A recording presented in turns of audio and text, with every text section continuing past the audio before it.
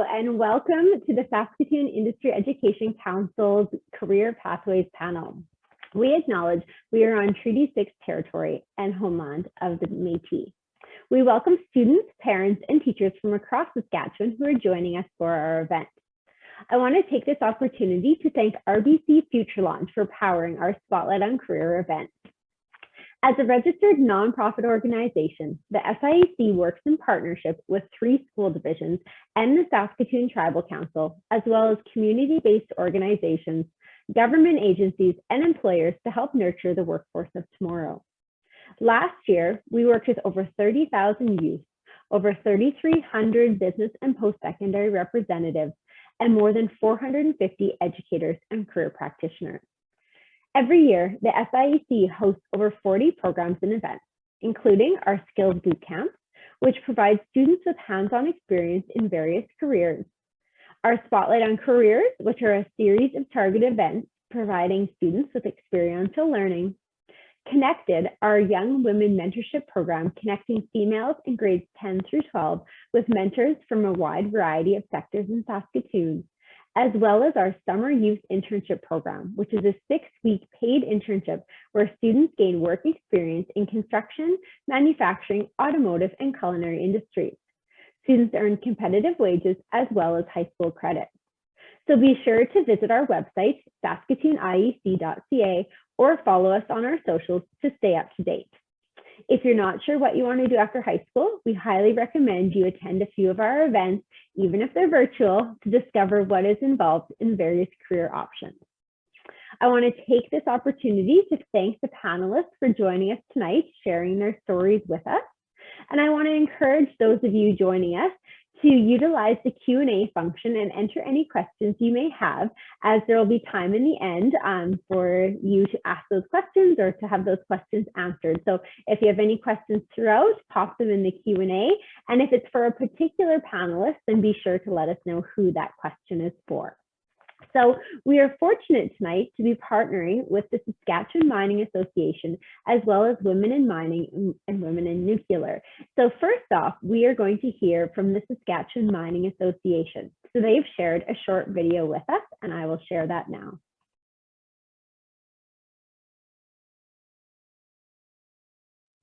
There are a million career choices out there. The trick is finding the one that's right for you. Some of us seek the thrill of discovery, while others prefer to stay grounded with more structure. Some like working in teams toward common goals, while others prefer to be alone. So what if there was an industry that offered all these options? Welcome to Canada's mining industry, where people like you help provide the materials needed for virtually all the goods we use in our daily lives. From computers and mobile phones to buildings and bridges to hockey sticks and pucks. Because none of these things are possible without Canada's mines providing the raw resources, the energy, the inspiration to create them, and people like you to bring them together. Take your first step to discovering all that the Canadian mining industry has to offer, because a career in mining is more than you think.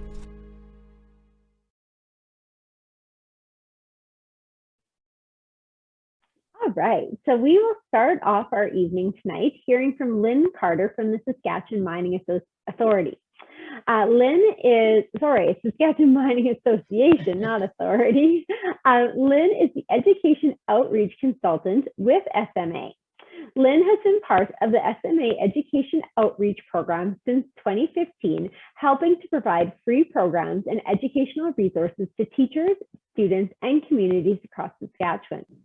A graduate from Queen's University in Kingston, Ontario, with a Bachelor of Science honors in geology and a Master's of Science in geology, Lynn gained a solid geological foundation while working in both the mineral exploration and mining sectors in Guyana, Brazil, South Africa, and Canada. A lifelong rock and mineral collector, Lynn enjoys sharing her varied collection to inspire the next generation of earth science enthusiasts. So welcome to our panel tonight, Lynn, and I can't wait to hear what you have to tell us about the Saskatchewan Mining Association.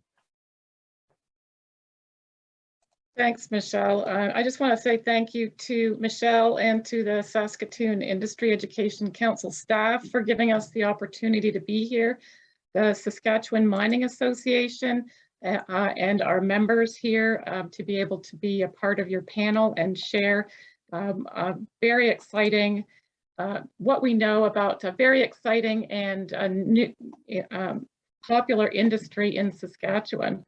The Saskatchewan mining industry. And I'm just going to share my screen here, and I want to make sure we are working correctly.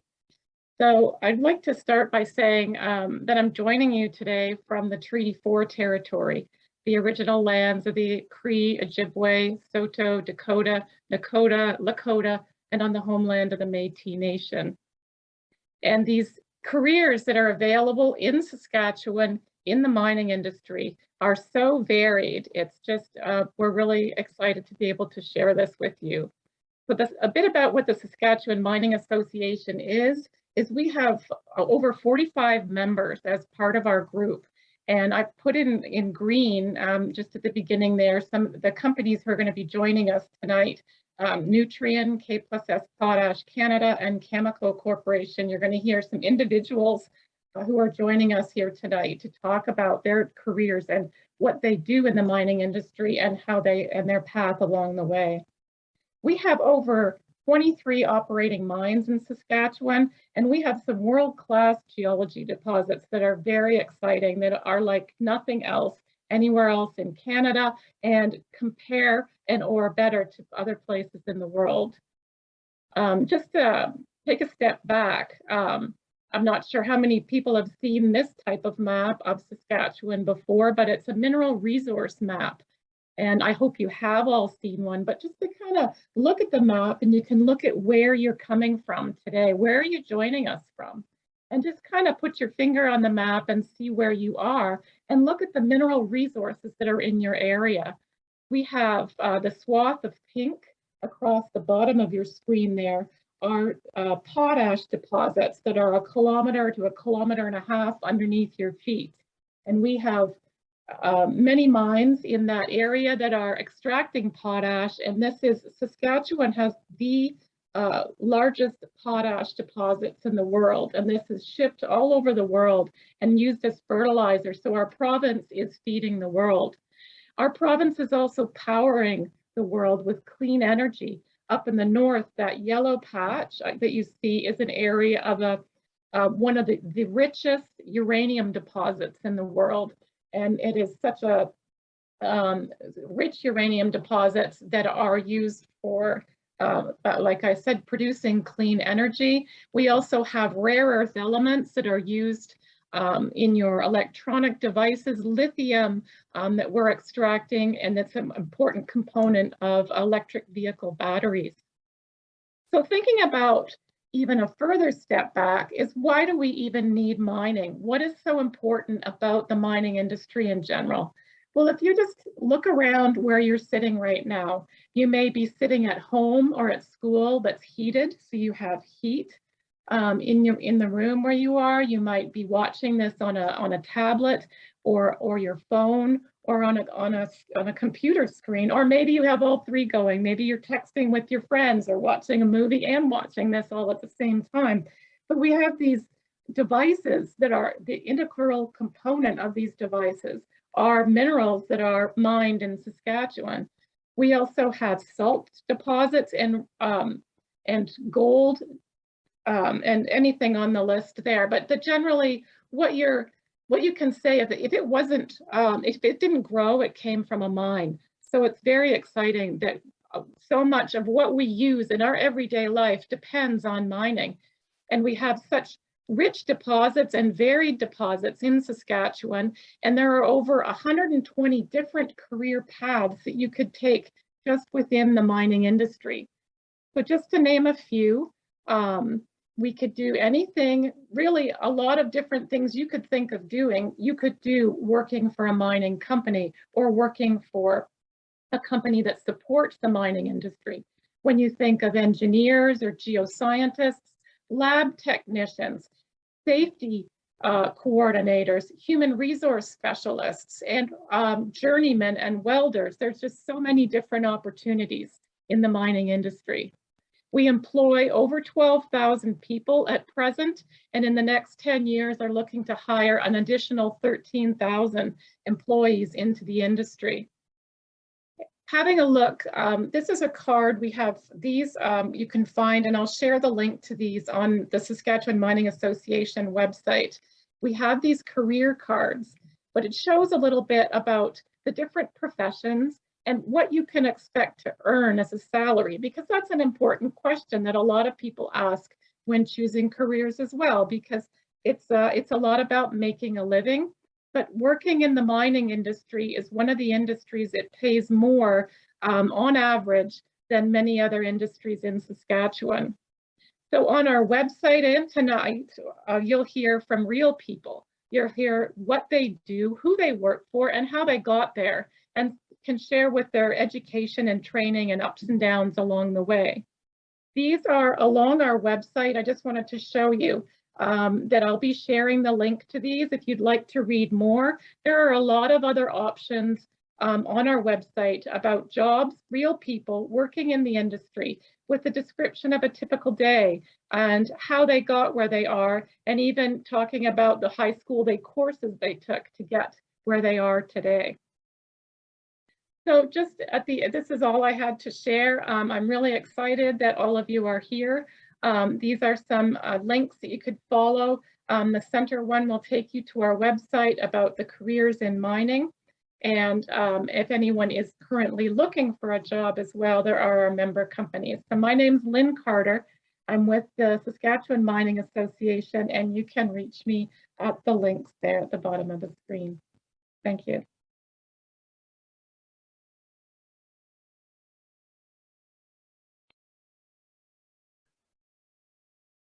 All right, well, thank you so much, Lynn, for joining us this evening and sharing that information on behalf of SMA. If anyone has any questions for Lynn, be sure to put them in the Q&A and we will answer them later on.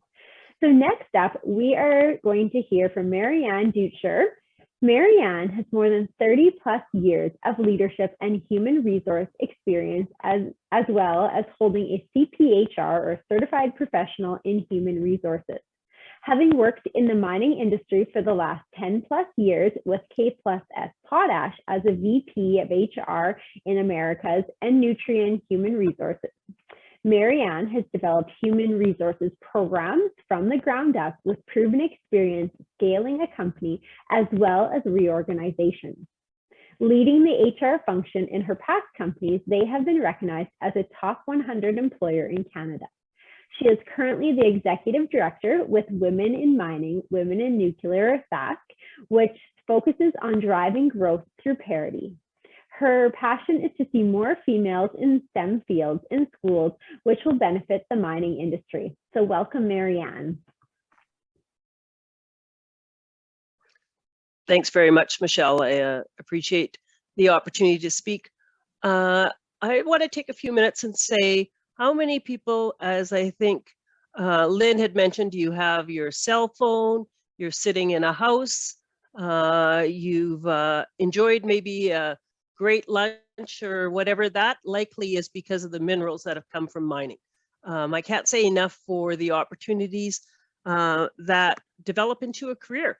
Having been in human resources, you're always trying to decide when you're looking at post-secondary, or just maybe not even post-secondary, you're looking at saying, well, I'd like to do something. There is a tremendous opportunity for individuals in the mining industry. I think the indications that Lynn had given for opportunity for your career and being able to enter a field where, let's put it quite frankly, you're well paid.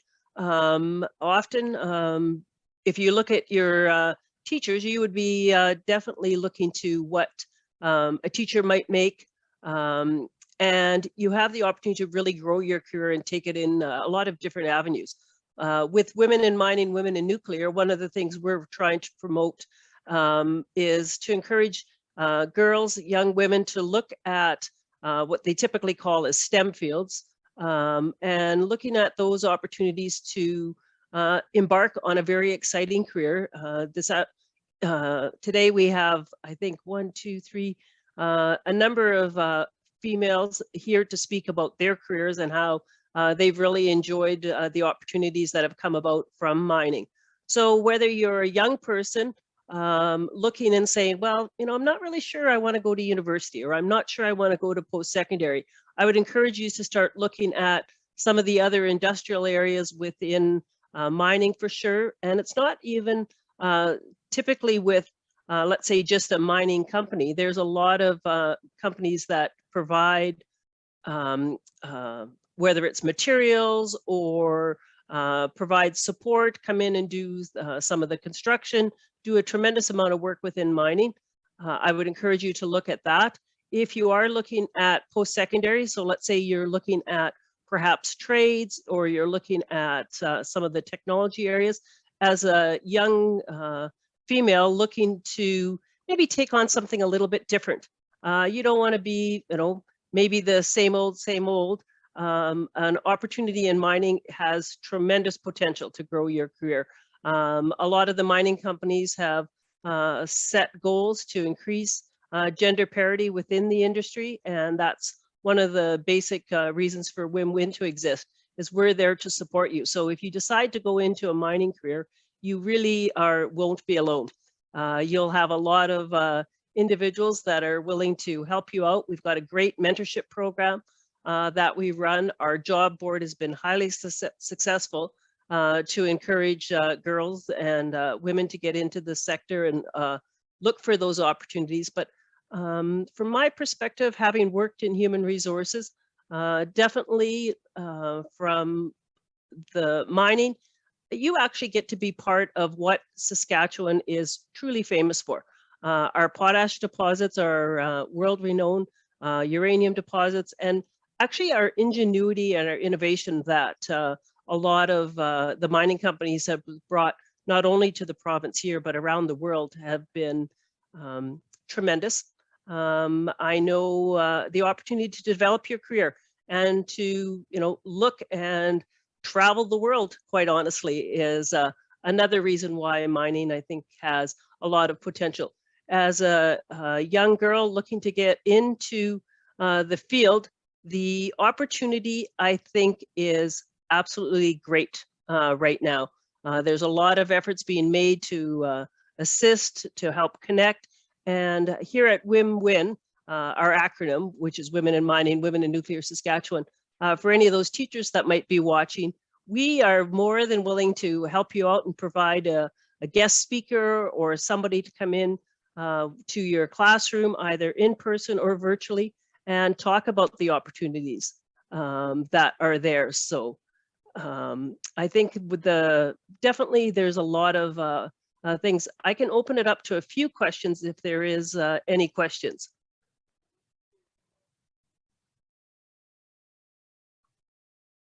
Okay, I'm going to put a question out there since there doesn't seem to be a lot coming out, which is understandable. I'm not sure, I'm a girl. Will I fit in? Will it be the right career choice for me? I can only emphasize, and I'm sure our other speakers will tell you, that definitely within the mining industry, the opportunity to really understand and use what I would consider probably really great problem-solving skills that you might have. It gives you an opportunity to not just sit behind a desk or sit behind a computer, that sort of thing. The thing that I think mining provides for young females looking at the industry is it's just so diverse, is probably the best way to describe it. So whether you're looking at going into, let's say, trades, maybe into, let's say, perhaps welding, or being an electrician, or you're looking at going and you're really into some of the chemistry that you're studying in school. There's the opportunity to do a lot of, and Holly will talk about that, a lot of things within the lab. If you're looking at from a business perspective, there's a lot of interesting things that you can do. Alyse will talk about some of the regulatory things, all the way to perhaps you are interested in being an engineer, and you want to actually be part of mining potash. There's nothing cooler than going underground and being able to work. And when I tell you that if you go into the repair area, the maintenance shop underground, it will look like your high school gymnasium. Very cool, lots of really interesting things. It's nice and warm. It's like you're on a warm winter holiday, or you can decide you're going to work on surface in a plant. So any kind of mineral processing plant, there's a lot of similarities, and you get to actually watch the product coming out. Or maybe you're going to actually work in an industry that's related to it. So you may be involved in, let's say, some research. You may be involved in some geology. The opportunity, I can't emphasize enough, for young females is absolutely spectacular. So I will leave it at that. If there's any questions, I'm not sure. Is there a discrepancy? Good question. Is there a discrepancy between male and females? No, I would say there isn't. If there's typically any of the mining companies are very large, so they do a lot of work with gender parity and making sure. So if you come in, whether you're male or female, there's a salary structure that you'll be rewarded for, that sort of thing. And if anything, there's probably more emphasis to try to recruit young, talented females, just because organizations are trying to set goals towards that parity and providing opportunities for them from a career perspective. So if you come in, let's give you an example. If you come in and you're working as a, let's say a welder or an industrial mechanic, you come into that role, usually within the mining industry, you'll start out at anywhere between $40 and $50 an hour, quite easily. That won't matter whether you're male or female. So when you think of you're working at the local grocery store and you might be making $18 an hour, remember the words that I said. You'd be making $40 to $50 if you come in as a trade. So hopefully that answers your question. Maryann, we have a question in the Q&A. Yes. Someone said, you say that the mines are 1 mile underground. How wide is the mine? Is the mine under my house?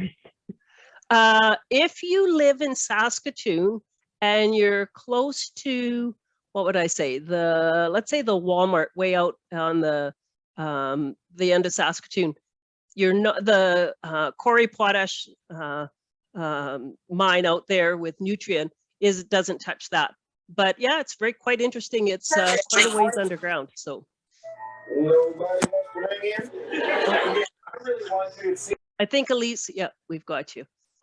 So there's lots of, it's not underneath your house, depending on where you live. If you farm near a potash mine, you might be, but it's so far underground, you would never notice. And in terms of, it's really cool when you go underground. I'll just kind of give you a quick, it's like you're in an elevator is the best way to describe it. And I think probably Lynn, you could put some links to some of the videos that show people actually going underground. Rick Mercer did a great interview with Nutrien where he actually goes underground and talks about it. And then you actually travel usually by a vehicle, a Jeep or something like that, carries 2 or 3 people, and you go underground. It's like a number of different tunnels, so it's pretty cool. So I just wonder if there's any other questions, or actually some of the other speakers, you might have some questions that you might be able to ask.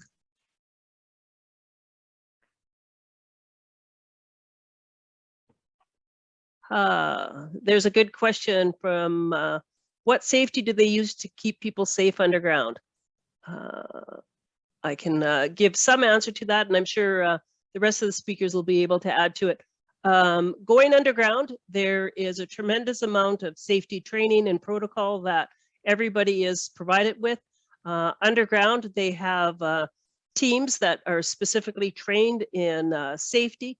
But to be honest, the first thing that's more important than safety, if there is an incident, is making sure that you've done the work to train people to work safe at the start. So be really a preventative approach. And everybody that works in the mining industry, they all have the same attitude of keeping things safe, being able to make sure that everybody goes home at the end of the day. So there's everything from safety protocol if something does go wrong, to making sure and doing check sheets and various things for safety protocol.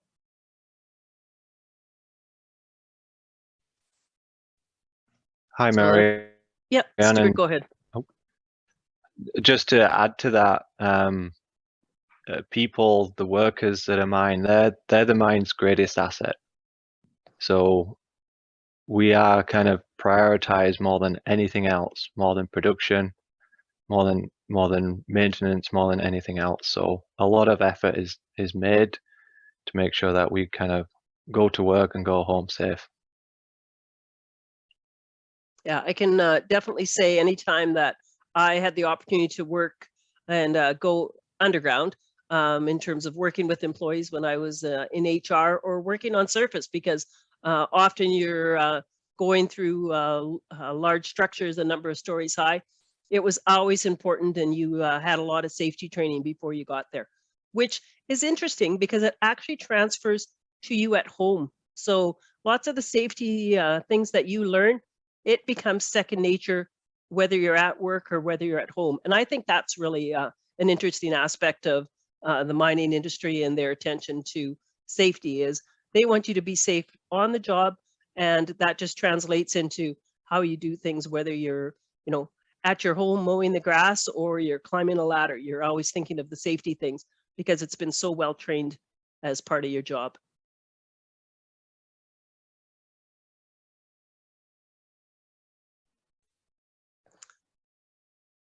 Any other questions? I don't see any other questions right now, Maryann, but if anyone does have questions, please be sure to put them in the Q&A. And like I'd mentioned earlier, we'll have some time at the end to address those. So thank you so much for being part of our event, and thank you for sticking around to answer any questions that students may have later on. We are going to move on to our next speaker of the evening. Stuart Walker is with us, and Stuart is a mine engineer in training working for Nutrien at the Lanigan Potash project. Originally from the UK, he's been working in Saskatchewan for just over 5 years now. He is currently seconded to Nutrien Lanigan Potash, fulfilling the role of a mine engineer in training, and has been working at the mine for just over 2 months. Before this, he worked for Golder Associates and Allen Ald Canada within the Shafts and Tunnels group for approximately 7 years, working on a variety of complex underground projects. So please welcome Stuart.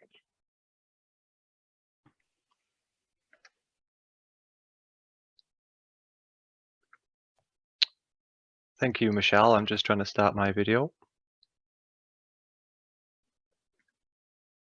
There we go.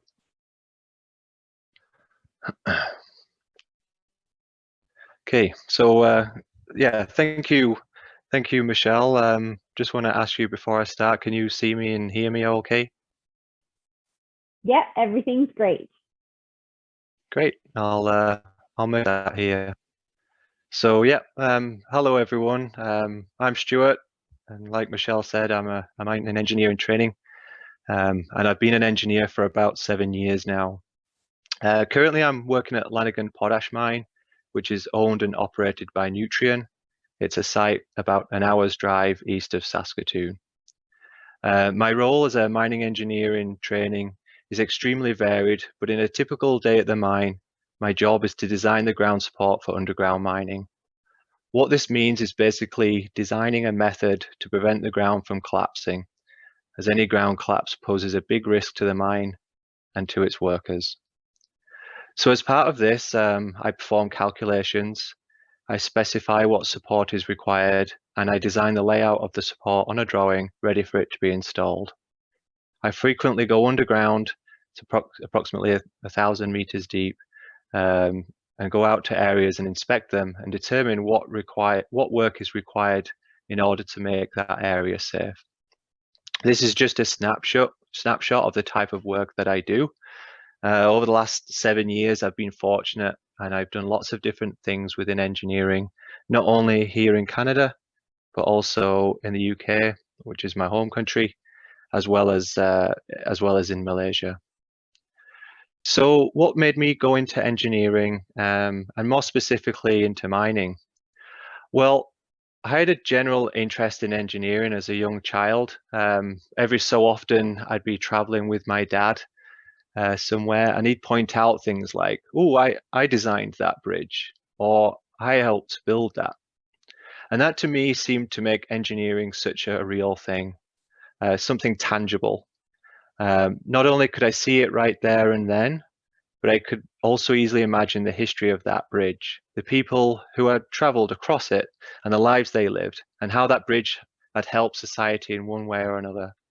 Not only that, but I could look ahead and imagine the future uses of that bridge. And many jobs in the world involve interesting work, but you can't necessarily see the outcome of it.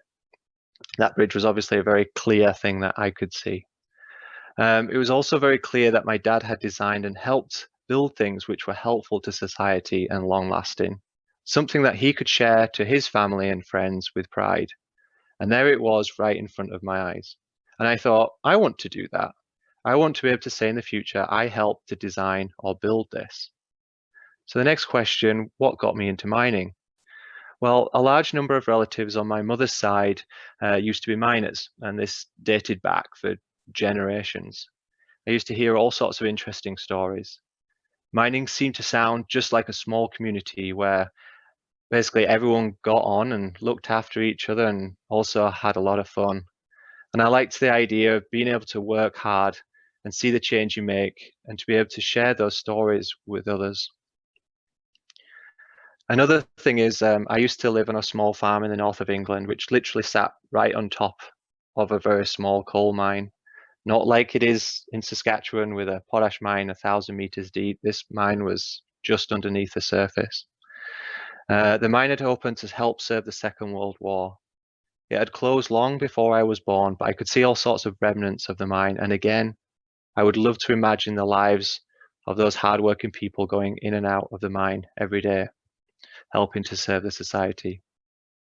I also love variety, and I love working and collaborating with others. I enjoy the challenge and I love the rewards that you get with mining. It's typically well paid, and as long as you stay safe, you work hard and you push yourself at times, there will often be a good job waiting for you.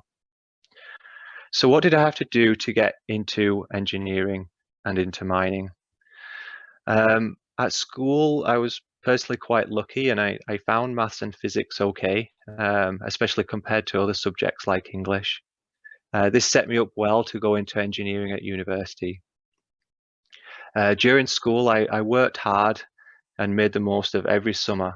I took jobs where I could get and to get as much experience as I possibly could get and to stay ahead of others, so I was the one most likely to get the best job.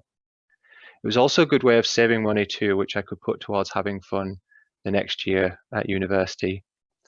I studied civil engineering for 4 years, including a year working in industry, and then I studied mining engineering afterwards as part of a master's degree. So what major challenges have I been exposed to and how did I overcome them? I've not had too many big bumps along the way. The main one was probably this. I was at school, a very similar age to you now, and I asked a career advisor about mining. And they said, no, don't go into mining. There aren't many jobs. And this was somewhat true at the time in the UK, but I wanted to travel around the world and mining could do that.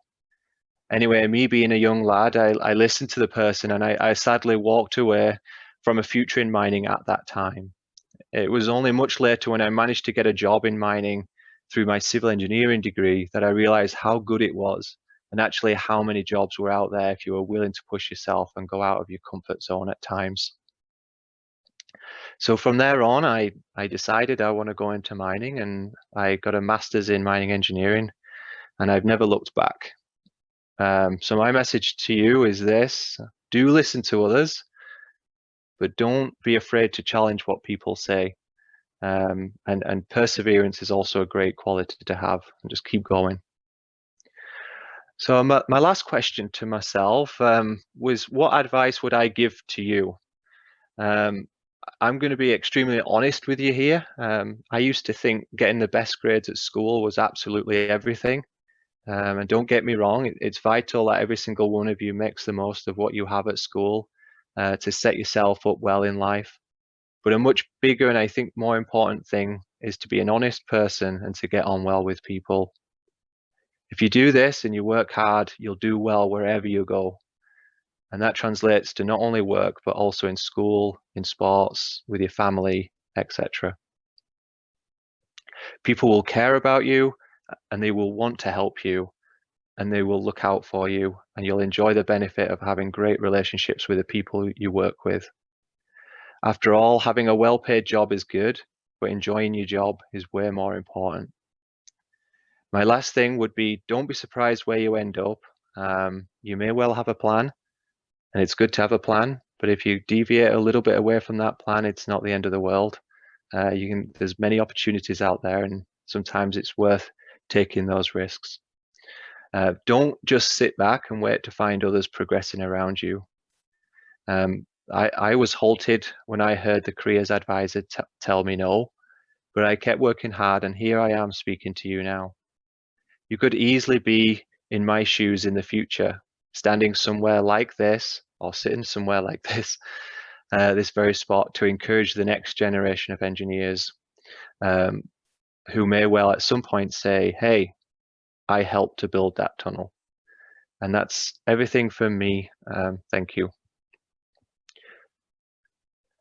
So Michelle, I don't know if I've got time, but if I do, if you wouldn't mind sharing those photographs, and I'll quickly go through them and explain a little bit about each one. All right, there you go, Stuart. Okay, so like Maryann said, mining can take you all over the world. You don't have to travel the world if you don't want. You can stay within Saskatchewan. There's some of the best commodities in the world in Saskatchewan. But if you do want to travel the world, this is kind of an example. So I've worked in the UK in various different spots. I worked in Sweden for a little bit. I worked in Malaysia, which is the kind of the dot on the right-hand side. And I've worked at various spots across Canada, mainly in Saskatchewan and Ontario. So Michelle, if you don't mind just going to the next slide. This is just a snapshot photograph. So when I said about, the small community feel and making great relationships, this is just an example.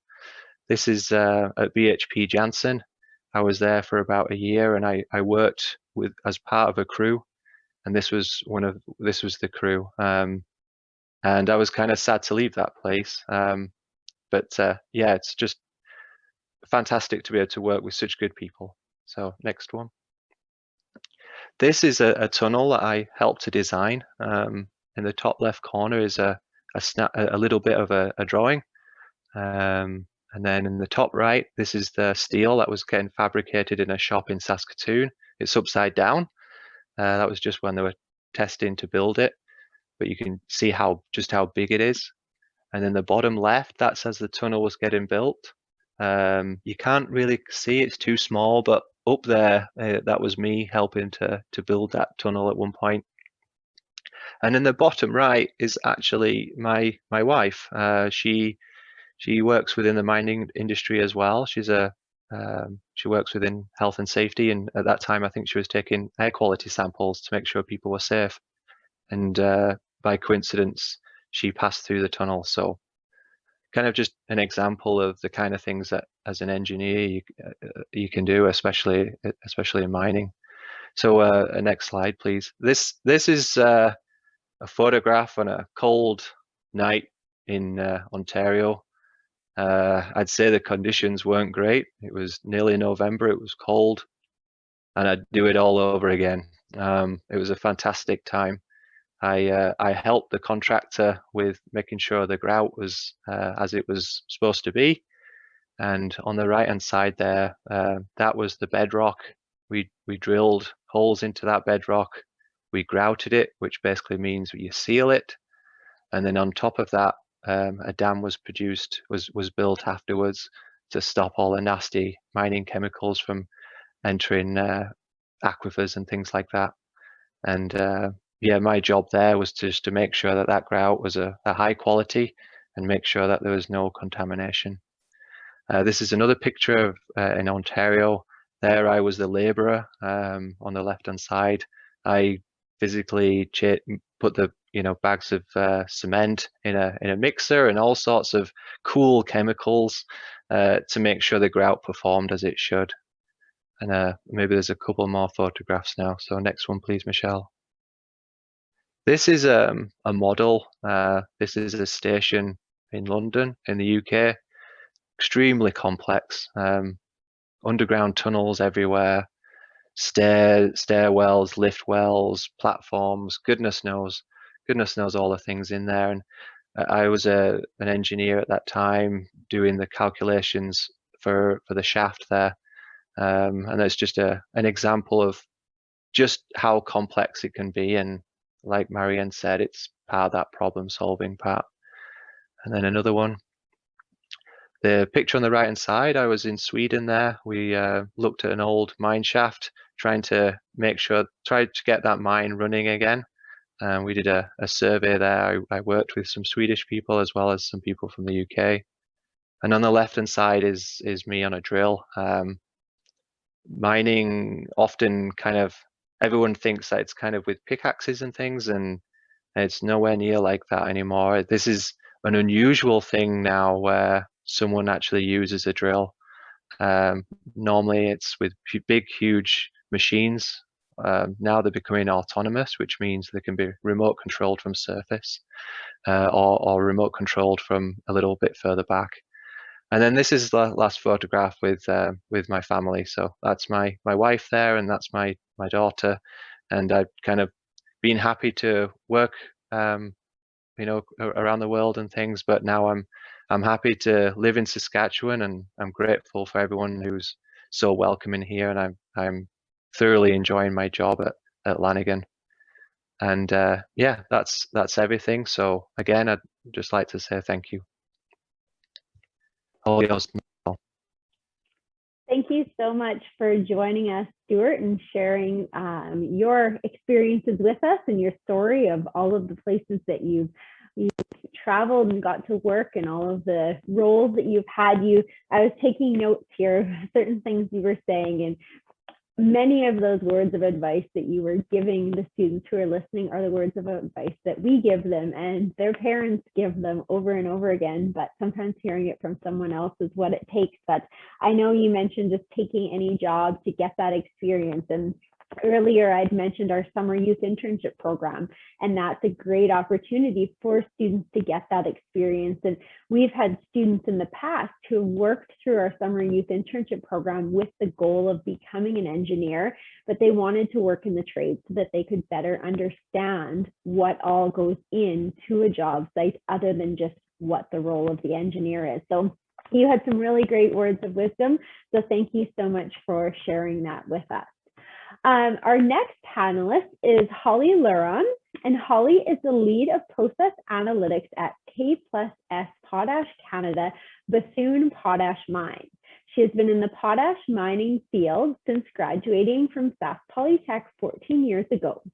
She has worked at K+S for the past 9 years, with 8 of those being the lead analyst of a team of 8 to 10 analysts. So please welcome Holly. Hi, thanks, Michelle. Thanks for having me tonight to present. As Michelle said, my name is Holly Luron. I am a mother of 3 young boys who keep me extremely busy. And I am the lead of the process analytics department at K+S Potash Canada. Basically a fancy name for lead analyst in the laboratory. My role at K+S is to assist the supervisor in leading a team of 8 analysts right now, which includes training new employees, daily work plans, mentoring junior analysts, writing work instructions and job aids, and just helping with the daily work in the lab. On a day-to-day basis in our lab, we can expect upwards of 150 samples throughout the day. We receive samples from throughout the whole process, samples from the beginning of the solution mining of the ore through the refining process, and then all the way to the end when the samples are being loaded into the rail cars and heading off to the customers. We analyze physical and chemical properties of the potash and solutions using different instrumentation such as X-ray fluorescence, total carbon analyzers, inductively coupled plasma spectrometers, and then also just your simple wet chemistry methods like titrations and filtrations. Our team also works quite closely with the process engineering team here on site, where we help with process optimization and troubleshooting. Gives us a lot of opportunity to think outside of the box, and it's not just your daily routine work. So how did I get to where I am now? I graduated high school having absolutely no idea what I wanted to do. I knew university wasn't really the path that I wanted to take, but I didn't know what I wanted to do. So I took a year off, worked some very interesting jobs, low-paying jobs, and it definitely made me realize that I wanted something better. So I looked into different courses at SciAst. In high school, I always excelled in sciences. So chemical technology popped out at me and I thought I'd give it a try. To be honest with you, I didn't really know where it was going to take me. I just knew on the pamphlet it said that there was a lot of opportunities within Saskatchewan, such as potash, oil and gas, uranium, research and development, so a lot of mining things. So during my 2-year program at Sask Polytech, they put students into a 1-month work term.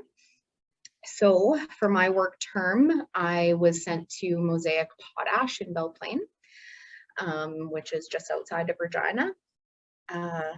So what I did on that work term is I used that 1 month as basically a 1-month job interview. And for me, it worked out. After my 1-month term, they were happy with me and they asked me to come back after I was done school, which was 6 months later. So after I was done my diploma, I went and worked for Mosaic Potash for 4 years as a laboratory technologist. I loved what I did there. It was shift work, which worked well for my lifestyle at the time. It was routine analysis of process samples, very similar to what we do here at K+S.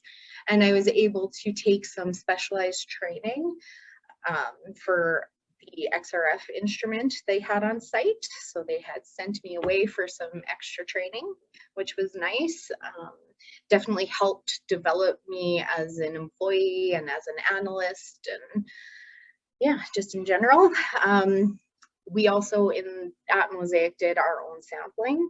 So that was nice to be able to get out into the plant and actually see what it's like in the industry and not just be stuck in the lab. Then an opportunity presented itself and there was talk about a brand new mine starting up just outside of Regina.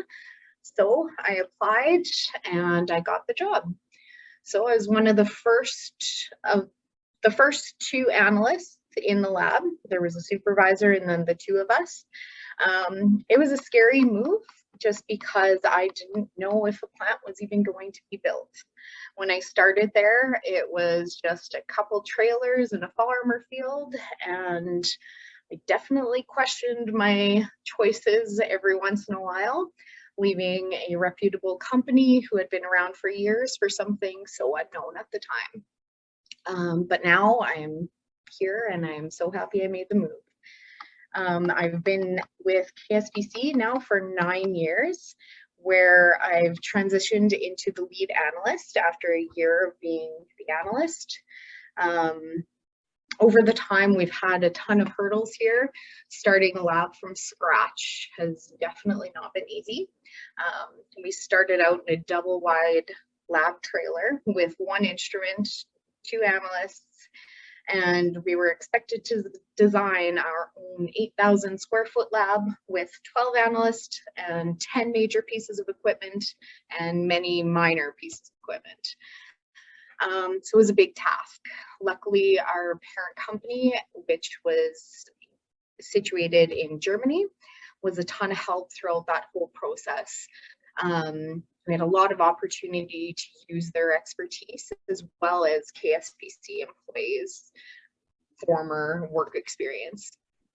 So preparing for startup had definitely been the most challenging part of my career to this point. We had 4 years to try and think of everything from ordering star bars to hiring staff to creating a laboratory information management system.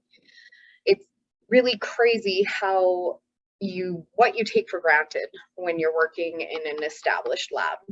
From every pipette tip that you could need, beaker and instrument that you can imagine. It was definitely an undertaking. So through those 4 years, we gradually hired 11 analysts, most with little or no potash experience, and we had to train them to be ready for that first ton of potash. It was definitely difficult to train someone on how to prep a piece of potash when you didn't have any potash. But we got the work done. Things didn't go perfect by all means. We definitely didn't think of everything. KSPC has now been producing since 2017, and we still to this day think back and sometimes say that we wish we had done something a little bit different or designed a lab a little bit different or things like that, which is fine. I have learned so much through this whole process and don't think very many people can say that they've helped done what we've done here. If I could give you guys a little bit of piece of advice, it would definitely be to use every opportunity that presents itself. If that means using a 1-month work term as a 1-month job interview or just getting out of your comfort zone and doing something like this, it's personal development and is always available. It's not just something that's a formal. And even sometimes it doesn't apply to your career. So take those opportunities when they're presented to you, because you never know when they're going to happen again. That's all I have.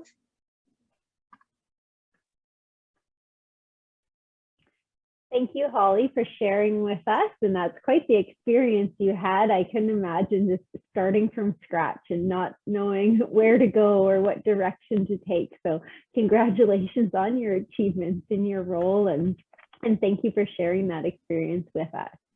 So our next and final panelist of the evening is Alyse Swerhone, and I wanted to say that correctly. Sorry, Alyse. So Alyse is a compliance and licensing specialist with Cameco Corporation, where she works together with operations to manage projects related to environmental monitoring programs, regulatory compliance and licensing, continual improvement initiatives, and supporting reclamation activities in northern Saskatchewan. Alyse is also a director for Women in Mining and Women in Nuclear Saskatchewan and strives to improve diversity and inclusion.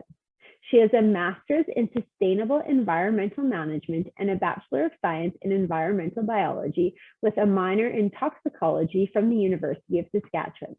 Since 2016, Alyse has continued to build an environmental career in the mining and nuclear industries and is proud to be continuing to be a cleaner future. Proud to be contributing to a cleaner future. So please welcome Alyse. Hi, thanks, Michelle. You actually said my name perfectly, so kudos. And kudos to everybody here who's stayed online this long and for coming out in your evenings. I think it's a great event put on, so thank you so much for hosting me. So I'm kind of going to challenge not all the positions, but a few of the positions talked about today in mining. I'm mostly around environmental sciences. So in my whole career, I've only been down in the mine once. I started out really outside on lakes in the forest, and now I'm kind of transitioning more into the office, but I still get out into those amazing environments and get to sit on a boat sometimes in the middle of an afternoon and take a water sample, which is amazing. So starting out where you are, I didn't know I was going into mining.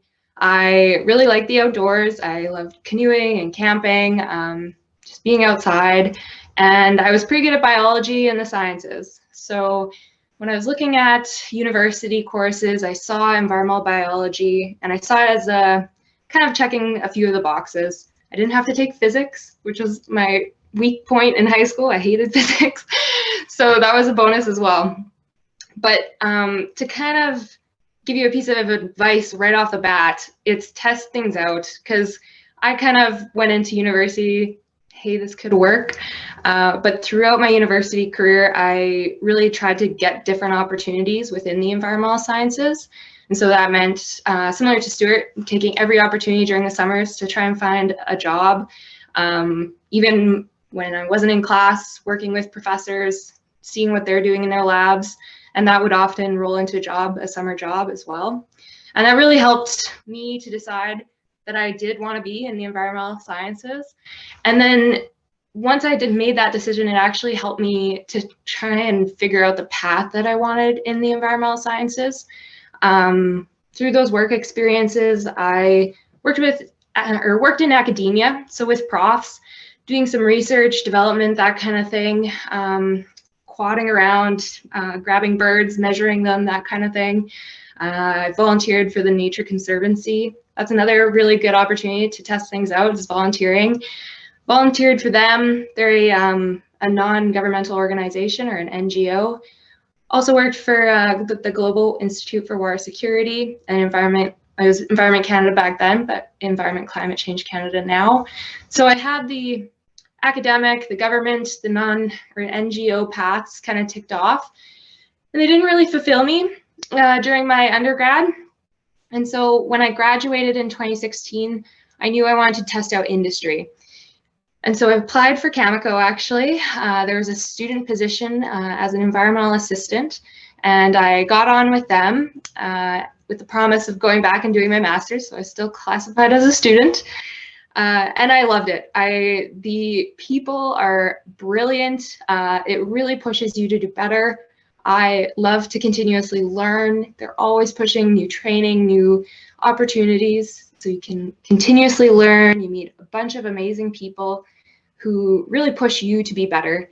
And I really love that about mining. And so I was hooked, but I did have to go back. So after about, I think just under 2 years at Cameco as a student, I went back to school and I did my master's in environment and sustainable management. And so that was just a year program, which was really nice. And it allowed me to tailor what I wanted to study with a consultant, a mining consultant actually. And so I kept that industry tie throughout my master's. And I think it was really helpful to maintain that industry connection and network throughout my master's program. And it actually led to a job once I finished my master's. So that led me to snowmobiling up north, like on the frozen lakes, going out, drilling holes in the ice. And up north is cold, so there's like a meter of ice. And you're drilling a hole, and you're drilling a few holes actually to get your equipment down into the water so you can get enough water to go and test it. And it's just some of my most favorite memories of snowmobiling out and taking these water samples. One time I saw a wolf like 200 meters away on the lake, and it was just hanging out on the water, and we were taking our samples, just kind of keeping an eye out on him and making sure we were all safe. But yeah, if you finished up early, you could go ice fishing, so that was always great as well. So kind of challenging that stereotypical mining job of always being underground. There's so many opportunities.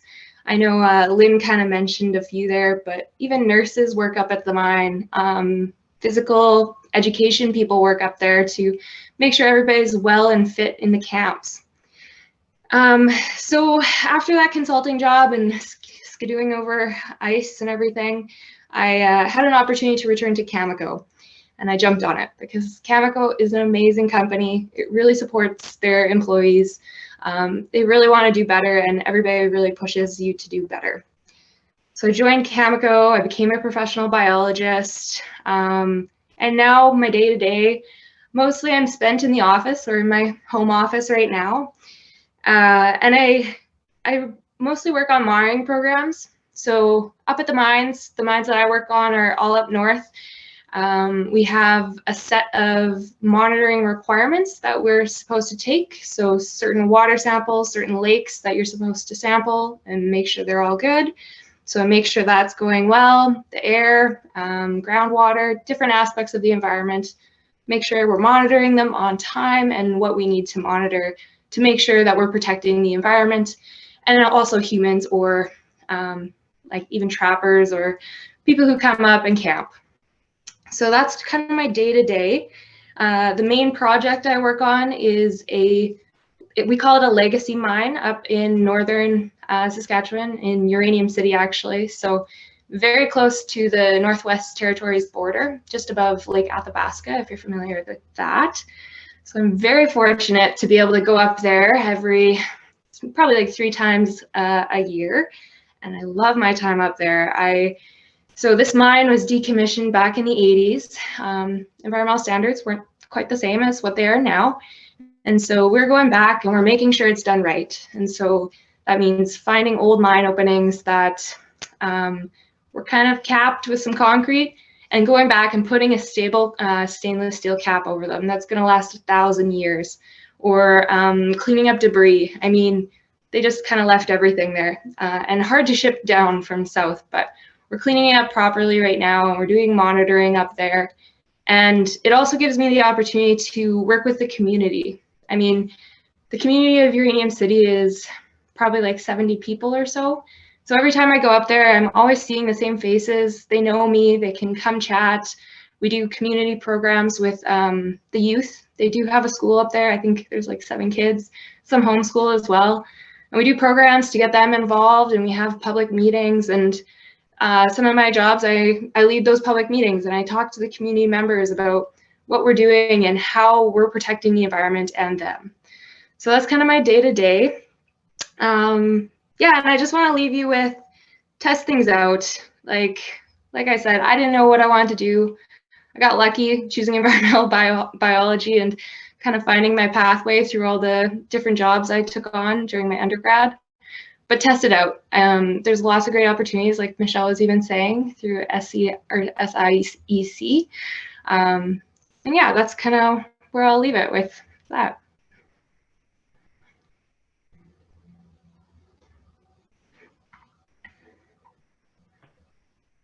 All right. Thank you so much, Alyse, for sharing your career journey with us. And we hear stories from all different professionals, and I just love hearing the messages that you have to share. But you had such a exciting career journey so far, and I can just tell how passionate you are about the work you do, and so it's very evident in how you speak and the stories you shared with us. So thank you very much. So at this point, I'm going to invite all of our panelists to join us once again. And if there are any questions, and I see there is one question in the Q&A, but if anyone else has any questions, be sure to pop those in the Q&A for our panelists. So the one question said, I know COVID would probably prevent this, but can a person go on a tour of a mine? And I want to know the question because you guys have me wanting to see this in person. We actually get a lot of. Oh, sorry. I'll say just with this, sorry, Stuart, but we get that question a lot at the Mining Association, just because it is such a novel thing, and there are few mines and lots of people that would love to go see the mines. What Maryann was saying is that there are videos available, and a lot of company websites post videos of touring the mines, and there are some that we have links. We would like to have more. So actually, the Mining Association is working together with companies to try to produce some more videos. Unfortunately, I think the rule is you have to be an adult age to be able to go underground. My colleagues here would be able to correct me if I'm wrong. The one thing that we can offer is the SMA offers a teacher tour that I think, Maryann, I'm not sure if you were on that tour with going underground, or if you know some teachers who have been on the GeoVenture tour. So it gives teachers the opportunity to go underground, and it happens every August, and it can take 25 individual teachers, educators from the province, and then they can take that experience back to the classrooms for students. I'll just add, the decommissioned mine, are the one from the 80s that we're making sure is safe now. We actually did virtual tours of the site this year and last year, just because of COVID and accessibility issues. It's not the classic mine of going underground, obviously, because we are capped all off, but it goes to show how much the landscape changes and can actually naturally recover from legacy sites. So I put the link in the chat, and I encourage you to check it out. It's very cool drone imagery as well. From my perspective, I think if not only look for, I mean, you can go underground. If you're an adult, you have to be connected in with some group or something like that. Lynn, I've just always gone through work-related stuff, but I would encourage people to take the opportunity to talk to somebody that works in mining. So whether it's somebody like my son-in-law, Jordy, who's a welder, talk to him about the opportunity. I bet you in Saskatchewan, you will find somebody that either works directly in one of the mining fields or works for a company that does supplies to the mining field. So talk to a neighbor and just start asking questions, saying, oh, I was at this presentation on mining in Saskatchewan. Is there someone I can talk to? Because that, I think, Stuart, you spoke to it. Talking out and reaching to people will give you suggestions and ideas you never even thought of. For sure, that would be my strong thing to encourage. Stuart, I think you were going to say something. Did you have anything you wanted to add?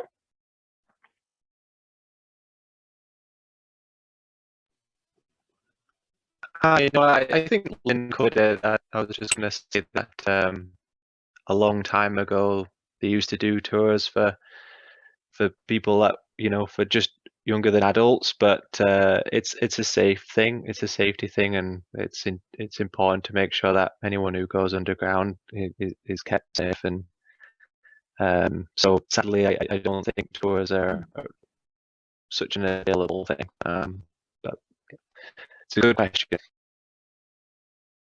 All right, and so we did have one other question, and I think that I can't see it now. Oh, I'm interested in going into engineering at university. Is there a specific field of engineering you would recommend for a good mining career? So I think Maryann had indicated she wanted to answer that, so I'll give her the chance to answer, and if anyone wants to add in, then please go ahead.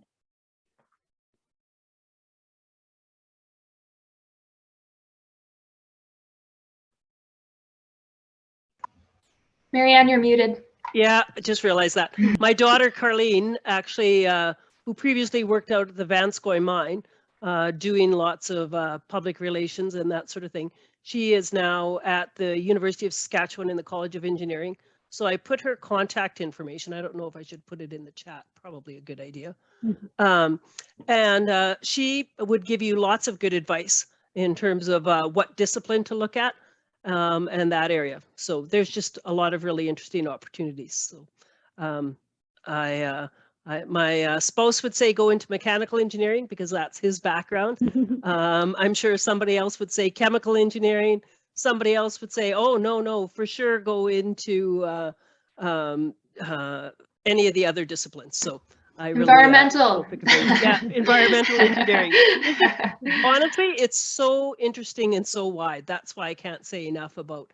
You'll go into it thinking, you know, oh, gee, I really want to do electrical engineering, and all of a sudden you'll go, oh, well, maybe I want to do mechanical. The interesting thing, and maybe Stuart, you can talk to that, is even though you're in one discipline, or at least you can talk to it, or Holly, even though you're in one discipline, you end up being parts of teams throughout in your career. And so you really use just so much as part of working with the team, more than you ever can imagine, I guess would be the best way to describe it. So. Yeah, I think I have a good example of that actually. So oh, sorry. Go ahead, Stuart.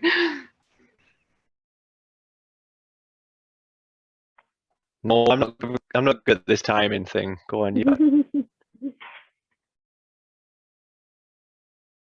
Okay, so I'm trained strictly in sciences, and part of my job is community relations, which I have no formal training whatsoever, but I've just been attending, or I started to attend these public meetings as support, and eventually grew into leading these public meetings and public tours, chatting with them. And it's a huge part of our stakeholder relations, getting people on board and informed of their area. So that's one example that I have received no formal training, but is a major part of my career now, and almost one of my favorite parts, honestly.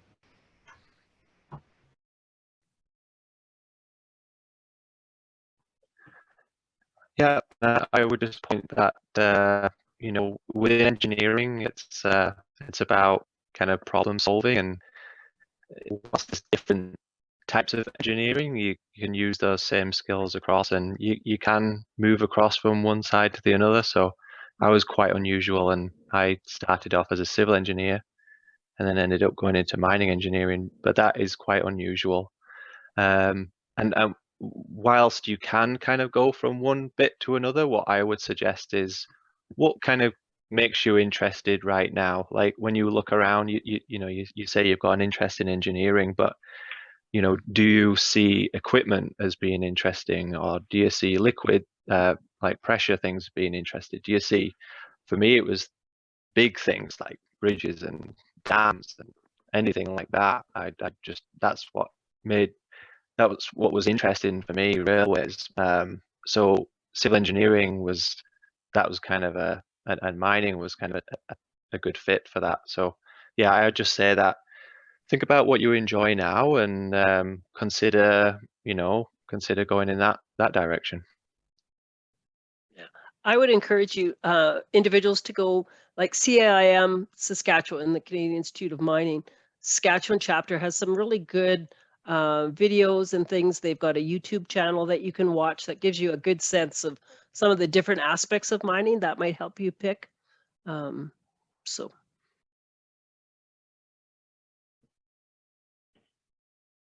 All right. Well, thank you so much for answering those questions for us. I don't see any other questions right now, and I'm just looking at the time. So we do want to wrap it up shortly, but I just want to open up the floor if anyone has any last words of advice. I know there was so much great advice that was given to take any opportunity, push yourself. I really liked, someone had said just to be honest at work and get on well with others. I think in any career, that's something that's so important, but there was just so many great words of wisdom, but I'll just leave it, open it up to anyone wanting to add any final thoughts. I'll start.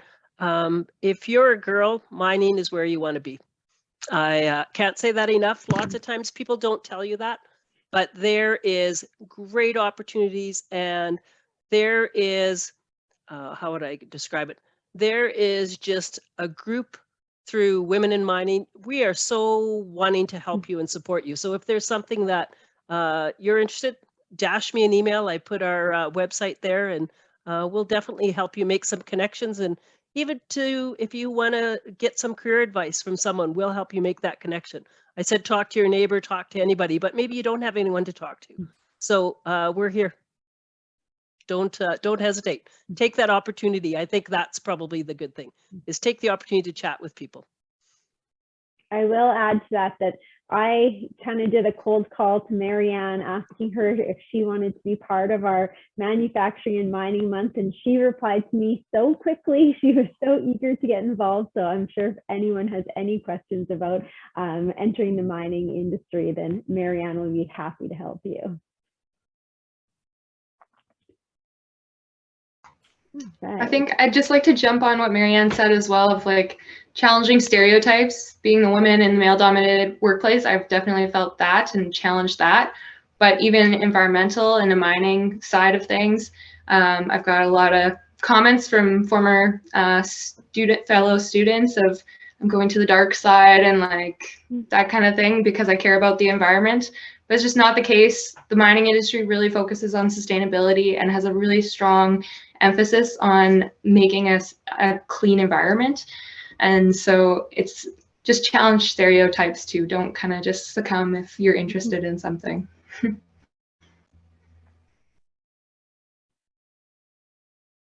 All right, well, I see a comment in the chat and someone just wants to say thank you for taking your time, taking time out of your day to explain your journey. It's inspiring, awesome words of advice. And I second that. You guys all shared such great information with us tonight. So thank you once again for being part of our event. If anyone does want to reach out, I know Lynn and Maryann shared their information, but please, anyone part of our panel tonight, reach out to me. I can always help put you in contact with one of the panelists if you have further questions or if you want to explore this career path further. So thank you to our panelists. Before everyone logs off tonight, I just have a few more things that I want to share with you. So we've moved all of our programming to virtual, and hopefully sometime in the future, we'll be able to get back and have these events in person again. But in the meantime, we want to hear from you. So please, students, teachers, parents, if you were participating in our event tonight, give us some feedback. Let us know what you thought. We put on different events throughout the year, and we'd love to know what you think of the events, what we can do better, what we can focus on to help you with your career journey. So any students, give the QR code a scan, and you can give us some feedback and also be entered to win a prize, because at the SIEC, we love prizes. And if you're a teacher tuning into this event, also please give us some feedback. We'd love to hear from you. And I want to also, while we have the QR codes up, if anyone's scanning it, I want to thank our partners for putting this event together tonight. So thank you to the Saskatchewan Mining Association, as well as Women in Mining, Women in Nuclear. Thank you to our partner school divisions, Saskatoon Public Schools, Greater Saskatoon Catholic Schools, Prairie Spirit School Division, and the Saskatoon Tribal Council for supporting us in everything we do. And thank you to all of my colleagues who helped to make events like this possible. So if you attended this event tonight, and maybe you want to learn more about the manufacturing or mining industries, then be sure to check out our website where we have a bunch of resources for you. So our team went and did a virtual tour of Saskatchewan Polytechnic a few weeks back. So we went into their machining, their welding, and their industrial mechanics programs and toured around to highlight some of the work that the students were working on, as well as the machinery and things like that. So be sure to check out our virtual tour. We also have our Spotlight on Manufacturing video series, where we have toured Standard Machine as well as Doppel Inc., which are two manufacturing facilities here in Saskatoon. And you can hear from professionals in those industries as well. And then we have our post-secondary video series. So you can hear from the different programs in our province that are related to mining and see if there is a post-secondary program that really speaks to you.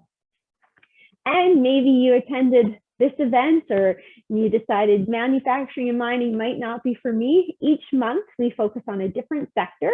So next month we're going to be looking at the tech industry, which tech is really intertwined with every sector. So you may be interested in tech, and there may be a job in mining that relates to tech. So maybe you want to check out some of those events that we have coming up next month.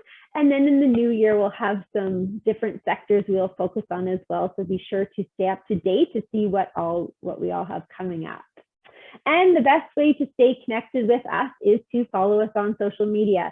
So give us a follow. We always post upcoming programs and events on there, and that way you can see what we have going on.